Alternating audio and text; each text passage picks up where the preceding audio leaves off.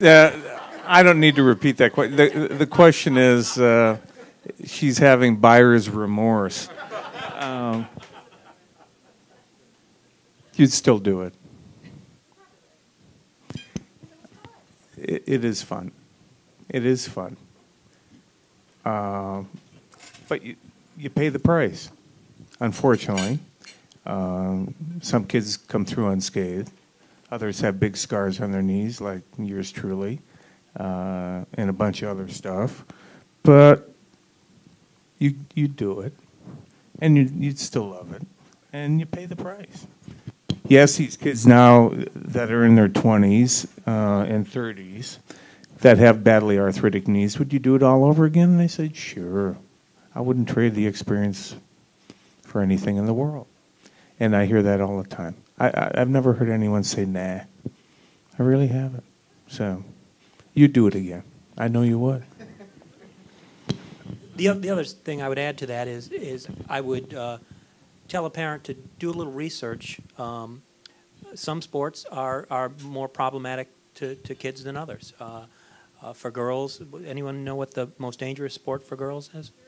Cheerleading, yes, is in the paper. Cheerleading, who would have guessed that? Although I'm not sure sport and cheerleading are there exactly, but there's some debate on it. There's a big debate on it. Actually, if you watch the cheerleaders nowadays, they're extremely athletic, and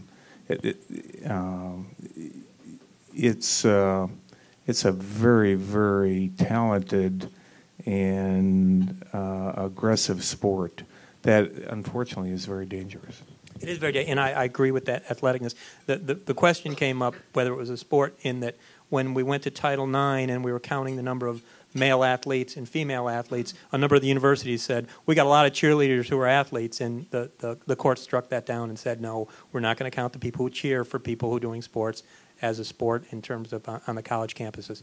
But there are other sports are very dangerous for women. Gymnastics is proving hugely problematic. They've passed some new laws in terms of eligibility at the Olympics. The Chinese don't follow that law, because they're using underage girls. And so I think the key to a parent in terms of whether a child should do a sport is do the research and see pick a sport that's going to be a little bit safer for your individual child.